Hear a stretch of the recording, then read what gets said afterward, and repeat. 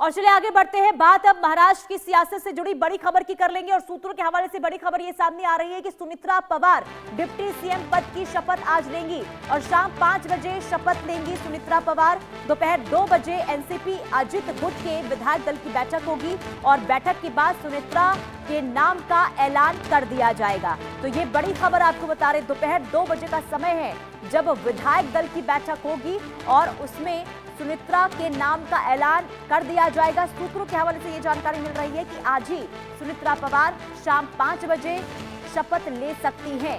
कल लगातार मुलाकातों का सिलसिला देखा हमने कि लगातार एक लंबी मुलाकात हुई, बातचीत हुई, इसके बाद सहमति बनी और अब खबर सामने आ रही है सूत्रों के हवाले से कि आज डिप्टी सीएम पद की शपथ ले सकती हैं सुमित्रा पवार। अभी राज्यसभा सांसद है और बारामती के देखिए बारामती से अजित पवार कई बार के विधायक रहे हैं। इसके बाद आपको बता दें कि कई बार के डिप्टी सीएम भी रहे हैं और मौजूदा सरकार में भी वो डिप्टी सीएम थे। और ऐसे में जब ये हादसा हुआ, इस हादसे के बाद सवाल ये उठ रहे थे कि आखिर अब अजित पवार की जगह कौन लेगा। तो इसमें अब सुमित्रा पवार का नाम सामने आ रहा है और माना यह जा रहा है कि आज ऐलान कर दिया जाएगा कि सुमित्रा पवार ही डिप्टी सीएम होंगी। और हमारे संवाददाता शाहिद अंसारी तमाम जानकारी के साथ जुड़ चुके हैं। शाहिद, आज 2 बजे एनसीपी विधायक दल की बैठक होने वाली है, इसे लेकर जानकारी दे और ये माना जाए कि लगभग सुमित्रा पवार का जो नाम है जो सामने आ रहा है डिप्टी सीएम के तौर पर, वो तय है। जी बिल्कुल। देखिए, कल जो है, कल से ये सियासी हलचल तेज हुई है और सभी लीडर जो है, खासकर छगन भुजबल और प्रफुल्ल पटेल या बाकी लोग जो है, इन सब चीजों को लेकर जो है जी। लगातार जो है सत्ताधारी पक्ष से जो है तालमेल बनाए हुए थे। कल जो है राज्य के मुख्यमंत्री से उन्होंने मुलाकात की और उन्होंने इस बात को लेकर जो है हामी भर ली है कि उन्हें कोई आपत्ति नहीं है। जिसके बाद आज 2 बजे जो है इनके विधायक दल की बैठक है और उसके बाद विधायक दल की बैठक के बाद जिसका सुनेत्रा पवार का जो है चयन किया जाएगा ताकि अजीत पवार की जगह वो ले। पार्टी के जो है जानशीन या जो पार्टी के रहबर जो रहेंगी वो सुनेत्रा पवार रहेंगी और जो पार्टी के बागडोर जिसके हाथों में रहेगी वही डिप्टी सीएम के ओहदे पर होगा। ये बात इंटरनली पार्टी ने डिसाइड किया है। हम्म। जानकारी में ये बात सामने आई है कि सुनेत्रा पवार को जो है ये चयन करने के बाद फिर शाम 5 बजे के आसपास जो है ये शपथ विधि का प्रोग्राम किया जाएगा या वो शपथ लेंगी। अभी जब आपको मैं बता दूं कि अजीत पवार के जो आकस्मिक देहांत के बाद जो है पूरे राज्य में, खासकर जो है बारामती की जो जनता है और पार्टी की भी, उनके जो लोग हैं, जो आला लीडर हैं, उनकी जो ख्वाहिश थी कि अजीत पवार की जगह जो है सुनेत्रा पवार को जो है उप मुख्यमंत्री के पद पे जो है नियुक्त किया जाए। जिसके बाद जो है पार्टी के सभी लीडरों ने जो है राज्य सरकार यानी मुख्यमंत्री फडणवीस से बातचीत की और बातचीत करने के बाद फडणवीस ने यह आश्वासन दिया है कि उन्हें कोई आपत्ति नहीं है और वो इस पद पर जो है नियुक्त करने में उनको हम्म। अजीत पवार की जगह जो है उनको नियुक्त करने के लिए जो है बाकी की जो फॉर्मेलिटीज है, जो प्रक्रिया है, वो पूरी की जाए। हम्म। चूंकि सुनेत्रा पवार जो है राज्यसभा है और उसके बाद जो है राज्यसभा उनको जो है इस ओहदे पर नियुक्त करने के लिए जो है आज जो है पार्टी की जो बैठक है, उस बैठक में जो है उनका चयन किया जाएगी कि ठीक है। पार्टी की बागडोर उनके हाथों में दी जाएगी। फिर उसके बाद जो है शाम 5 बजे के आसपास जो है ये जानकारी मिली है कि वो उप मुख्यमंत्री पद के लिए जो है शपथ लेंगी। जी। ठीक है। लेकिन शायद अब देखिए, जब डिप्टी सीएम के नाम को लेकर सुनेत्रा पवार का नाम सामने आ रहा है तो सवाल ये भी उठ रहे हैं कि अजीत पवार के पास जो मुख्य विभाग थे, खास करके वित्त मंत्रालय उनके पास था, आबकारी विभाग उनके पास था, खेल विभाग उनके पास था, तो क्या ये सभी सुनेत्रा पवार को दे दिए जाएंगे जब अब डिप्टी सीएम के तौर पर वो पद शपथ ले लेंगी? जी बिल्कुल। देखिए, अजीत पवार के पास जो था राज्य के जो मुख्य और बहुत अहम जो है जो डिपार्टमेंट थे वो उनके पास थे। हालांकि अब तक जो है देखिए सबसे पहली चीज ये होती है कि उस ओहदे पर उनको नियुक्त करना।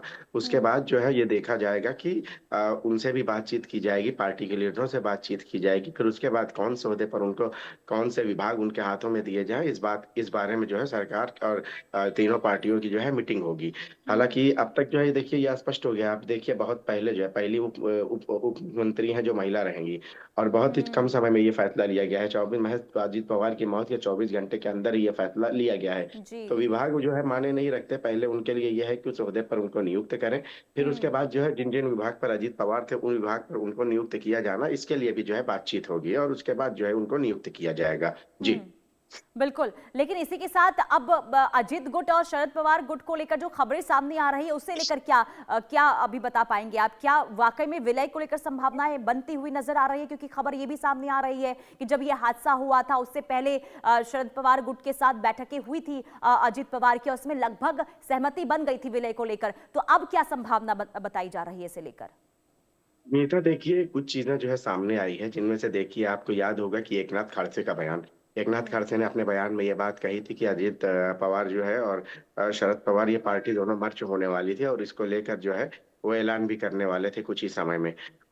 लेकिन उनका निधन हो गया, जिसकी वजह से ये बात जो है अभी तक बाहर नहीं आ पाई। लेकिन खड़से हम्म। का ये जो बयान है, आप इसको इस नजरिए से देखेंगी तो चूंकि उस पवार परिवार में आप देखिए, अगर आपकी कौन बड़ा कौन है, चाहे वो सियासी उसमें देखें, नजरिए से देखें या पारिवारिक नजरिए से देखें, तो जी। उसमें देखिए शरद पवार ही जो है उस परिवार में सबसे बड़े नजर आते हैं। और हम्म। अजीत पवार ने जो है ये फैसला पहले कर लिया था, ये बात जो है एकनाथ खड़से ने बताई है। हम्म। लेकिन वो अलग बात थी कि उनका एक्सीडेंट हो गया, उनके प्लेन का, और उनका देहांत हो गया। नहीं तो जिस हिसाब से एकनाथ खड़से ने बात की थी, तो इसका मतलब यही होता है कि जो है आने वाले समय में महज 2 से 3 महीने में अजीत पवार जो है इसका ऐलान करते हैं। यही बात को लेकर जो है और भी कई लोगों ने बोला है कि कुछ बड़ा ऐलान था। पूरे बड़े ऐलान का मतलब है कि यही था कि दोनों पार्टियां जो है मर्ज होने वाली थी। अब देखिए शरद पवार उस पार्टी में और उस परिवार में सबसे बड़े हैं, तो संभव है कि अब जो है ये उप मुख्यमंत्री पद पर इनको नियुक्त किया जाए। हो सकता है कि इसके बाद जो है ये जो अजीत पवार ने सोचा था, जाहिर सी बात है कि उनकी पत्नी है तो उनको ये बात पता भी होगी कि अजीत पवार ने जो है क्या सोचा था। बातचीत तो घर में उनकी हुई होगी। अब उसके बाद जो है, चूंकि शरद पवार उस परिवार के ही ना सिर्फ मुखिया के तौर पर है, बल्कि जो है उस सियासी लीडर भी जो है पुराने हैं और बड़े हैं, तो संभव है कि जो है जिस तरह से एकनाथ खड़से ने कहा है, तो आने वाले समय में दोनों पार्टियां एक हो सकती हैं। जी। हम्म। और प्रफुल्ल पटेल को लेकर जो खबर सामने आ रही है कि पार्टी की कमान उन्हें सौंपी जाएगी, तो इस पर क्या सहमति बनती हुई नजर आ रही है क्या शाहिद? देखिए अभी तक तो पहले जो है माने ये रखता है कि पार्टी की बागडोर जो है सुनेत्रा पवार के हाथों में सौंपी जाए। हम्म। और मुख्यमंत्री पद का उप मुख्यमंत्री पद का दावेदार वही होगा जिसके हाथों में पार्टी की बागडोर होगी। हम्म। तो ये सारी चीजें होने के बाद जब ये हो जाएगा, तो उसके बाद जो है ये प्रफुल्ल पटेल है, या क्योंकि देखिए पहले तो होता है कि पार्टी का जो लीडर कौन है, जी। पार्टी का लीडर जो होगा उसी को उप मुख्यमंत्री बनाया जाएगा, और फिर उसके हम्म। बाद ये फैसला लिया जाएगा हम्म। कि किसको जो है पार्टी की बागडोर हाथों में सौंपी जाए। हम्म। आमतौर पर जो है अभी फिलहाल अगर पार्टी में देख लें तो प्रफुल्ल पटेल का कद जो है बड़ा है, तो संभव है कि उनके हाथों में ये बागडोर दी जाएगी। जी। हम्म। बिल्कुल। और अगर एनसीपी का अजित गुट का अगर विलय शरद पवार गुट के साथ होता है शाहिद, तो आगे हम क्या स्थिति देख सकते हैं महाराष्ट्र की सियासत में? क्या हो सकता है आने वाले दिनों में? देखिए तब सियासी हलचल भी जो है तेज हो सकती है। हम्म। संभव है कि जो है इस सियासत में जो है बहुत सारी चीजें आगे बढ़े, और संभव ये भी है कि देखिए अगर शरद पवार के साथ विलय होता है, तो भाई महायुति का फिर हिस्सा कौन होगा? ये 2-3 सवाल बहुत अहम है। हम्म। क्या शरद पवार महायुति के साथ आते हैं? अब हम्म। अगर वो उप मुख्यमंत्री बनती हैं, तो जाहिर सी बात है कि अगर दोनों पार्टियां का विलय होता है, तो हम्म। फिर जाहिर सी बात है कि शरद पवार अगर उस पार्टी की मुखिया रहेंगे, तो उसमें दो अहम बातें रहेंगी। एक तो ये कि क्या फिर शरद पवार को मान लिया जाए कि वो महायुति के हिस्सा रहेंगे? हम्म। ये बात सब है। और अगर महायुति के वो हिस्सा रहते हैं, क्योंकि अब तक तो वो महाविकास आघाड़ी के हिस्सा खुद को बता रहे हैं, तो हम्म। जाहिर सी बात है ये आने वाले समय में पता चल पाएगा। लेकिन अब तक जो चीजें साफ है कि अभी फोकस जो है इनका उप मुख्यमंत्री पद को लेकर है। जी। हम्म। और अब क्योंकि देखिए ये भी अब खबर थी शाहिद कि जो विलय को लेकर संभावना इस वक्त जताई जा रही है, फिर जो खबरें सामने आ रही है, इसमें ये भी बताया गया कि अजित गुट में भी दो मत सामने आ रहे हैं। यानी कि एक तबका ये चाहता है कि विलय होना चाहिए, एक तबका चाहता है कि विलय नहीं होना चाहिए। तो कहीं ना कहीं ये माना जाए कि अजित गुट में भी कहीं ना कहीं मतभेद इस वक्त बनती नजर आ रही है विलय को लेकर। देखिए मतभेद था, इसीलिए तो अजीत पवार ने अपनी पार्टी खुद की खड़ी की थी। हम्म। ये सियासी मतभेद तो था ही। अब जब अजीत पवार नहीं है, तो अब जाहिर सी बात है कि लोग तो चाहते हैं कि पार्टी का कोई बड़ा लीडर हो। बड़ा लीडर में अगर पार्टी इंडिविजुअल रहेगी, तो जाहिर सी बात है कि सुनेत्रा पवार रहेंगी। सुनेत्रा पवार अगर उप मुख्यमंत्री रहेंगी, तो हम्म। प्रफुल्ल पटेल को भी किया जा सकता है। अब हम्म। बात यह रही है कि देखिए मतभेद की, तो देखिए अजीत पवार जब थे तो उस वक्त भी जो है मतभेद था। अब अजीत पवार नहीं है, अब पार्टी चूंकि सुनेत्रा पवार के हाथों में बागडोर है, तो अब जो है कैसे आगे क्या होगा, बेहतर क्या होगा, उस हिसाब से बातचीत की जाएगी। और इसके लिए मर्ज करना ये एक आसान चीज नहीं है कि अजीत पवार नहीं है ऐलान कर दिया गया, बल्कि सभी के राय मशवरे से ही चीजें की जाएंगी। जी। ठीक है। और शाहिद, क्योंकि देखिए जब सुनेत्रा पवार डिप्टी सीएम पद की शपथ ले लेंगी तो उन्हें देखिए राज्यसभा की सदस्यता छोड़नी होगी और इसके बाद बारामती से उन्हें चुनाव भी लड़ना होगा। ऐसे में 2024 की अगर लोकसभा की स्थिति की अगर हम बात करते हैं तो अपनी ननद यानी कि सुप्रिया सुले के सामने खड़ी हुई थी, हार का सामना उन्हें करना पड़ा था, लेकिन अब की स्थिति क्या बता रही है? अगर वहां पर उपचुनाव होते हैं तो क्या स्थिति बन सकती है? देखिए पुनीता, तब और अब के हालात में जमीन आसमान का फर्क है। हम्म। अजीत पवार नहीं है तो जाहिर सी बात है परिवार के साथ, जनता के साथ साथ परिवार की भी तो सिंपैथी इनके साथ है। हम्म। यही वजह रही है कि अब जो है जो चुनाव भी होगा, अब तो जाहिर सी बात है कि परिवार के लोग तो उनके साथ हैं। अजीत हम्म। पवार नहीं है। देखिए इस परिवार में भले सियासी घमासान रही हो, लेकिन पारिवारिक रूप से जो है इंटरनल जो है वो घमासान नहीं रही है। इतना सब कुछ होने के बाद भी जो है अजीत पवार उस परिवार को जो है मेंटेन किया उन्होंने। परिवार की जो मिलना जुलना या ये सारी चीजें नहीं है, उसको तो उन्होंने मेंटेन ही किया।